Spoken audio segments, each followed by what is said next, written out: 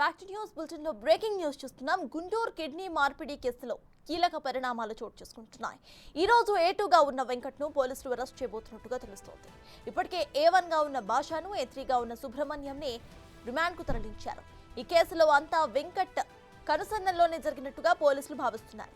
అతని ఆరోగ్యం బాలేని కారణంగానే అరెస్ట్కు సమయం తీసుకున్నట్లుగా పోలీసులు తెలిపారు. ఇక మరోవైపు ఈ వ్యవహారంలో ఇప్పటి వరకు డాక్టర్ శరత్ను విచారించకపోవడం పలు అనుమానాలకు దారితీస్తుంది.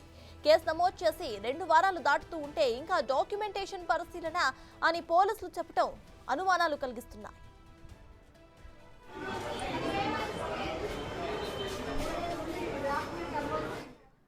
ఇదే విషయంపై పూర్తి డీటెయిల్స్ ను మా ప్రతినిధి సాయి శంకర్ అందిస్తారు. సాయి చెప్పండి, ప్రజెంట్ అక్కడ అప్డేట్స్ ఏంటి? అయితే ఇంకా డాక్టర్ ను విచారించలేదు అని తెలుస్తోంది. సో దాని గురించి పోలీసులు ఏమంటున్నారు?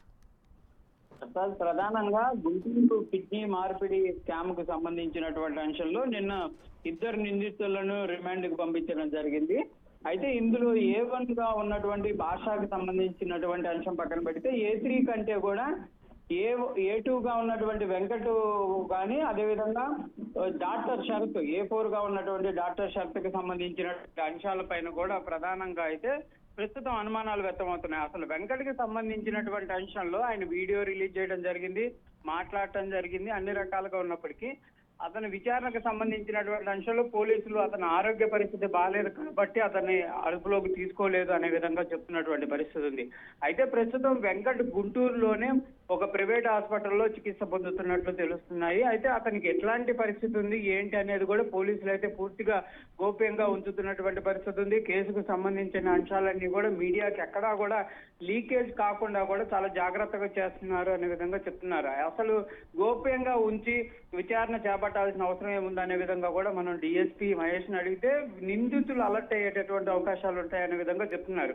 కానీ ఇక్కడ సిచ్యువేషన్ ఒకసారి చూస్తే వెంకట్ క్లియర్ గా చెప్పడం జరిగింది, నేను ఎప్పుడు లొంగిపోమంటే అప్పుడు వచ్చి లొంగిపోతాననే విధంగా కూడా వెంకట్ ఒక వీడియోని రిలీజ్ చేశారు.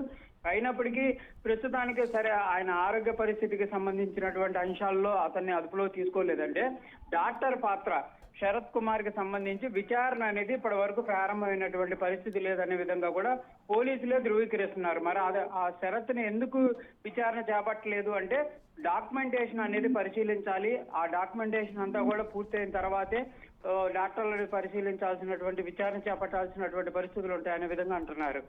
గత 2 వారాలు దాటినటువంటి పరిస్థితుల్లో ఇంకా డాక్యుమెంటేషన్ వెరిఫికేషన్ ఎందుకు అవ్వలేదు, న్యాయపరమైనటువంటి అంశాలు ఏమన్నా ఉంటే వాటిని పోలీసులు ఎందుకు పరిశీలిస్తున్నటువంటి పరిస్థితి లేదు అనే విధంగా కూడా అనేక ప్రశ్నలు అయితే ఉత్పన్నమవుతున్నాయి.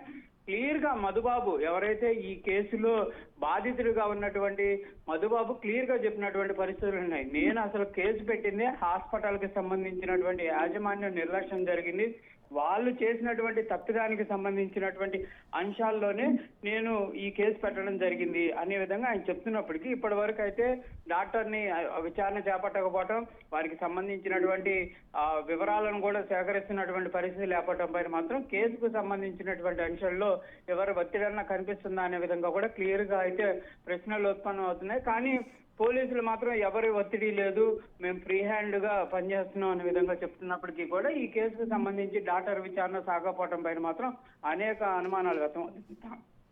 Right, thank you Sai.